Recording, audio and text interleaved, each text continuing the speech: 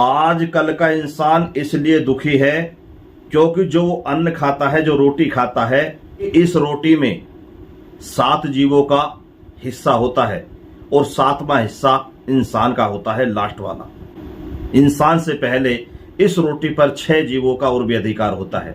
उन 6 जीवों के अधिकार को भी आजकल का इंसान खा जाता है। इसलिए आज का इंसान दुखी और परेशान है, रोगी है, कर्जबान है। जब इंसान फसल तैयार करता है और वो फसल पक के तैयार हो जाती है, बाली आ जाती है गेहूं की, तो उसके नीचे का जो तना होता है उसका भूसा बनता है।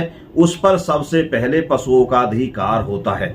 उसके बाद जो बाली से दाने निकलते हैं उस दाने पर सबसे पहले पंछियों का अधिकार होता है। उसके बाद जब उस गेहूं का जब आटा पिसवाते हैं, दाने का आटा बनवाते हैं, तो उस आटे पर सबसे पहले चींटियों का अधिकार होता है। उसके बाद जब उस आटे को आप मांडते हैं, गूंदते हैं, तो उस आटे पर सबसे पहले मछलियों का अधिकार होता है। उसके बाद जब उस आटे की आप पहली रोटी बनाते हैं तो उस पहली रोटी पर गौ माता का अधिकार होता है। और जो आप अंतिम रोटी बनाते हैं उस पर कुत्ते का अधिकार होता है। उसके बाद 7वां हिस्सा इंसान का होता है। यदि इस तरीके से मिलजुल कर बांटकर इस रोटी में से आप 6 हिस्सा उन जीवों को देते हैं और उसके बाद आप खुद खाते हैं तो जीवन में आप कभी दुखी नहीं रहोगे।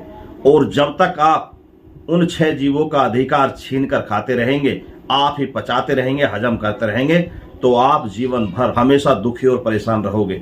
यदि आप जीवन में सफल होना चाहते हैं तो सबसे पहले इस रोटी में से उन 6 जीवों का अधिकार दीजिए जिनका इस रोटी पर अधिकार है। और 7वां हिस्सा, लास्टवां हिस्सा आपका है, आप बाद में खाइए। और फिर आप जीवन में देखिए कि आपके जीवन में कितना बड़ा परिवर्तन होता है।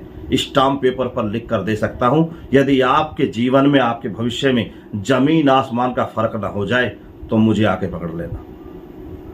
राधे राधे।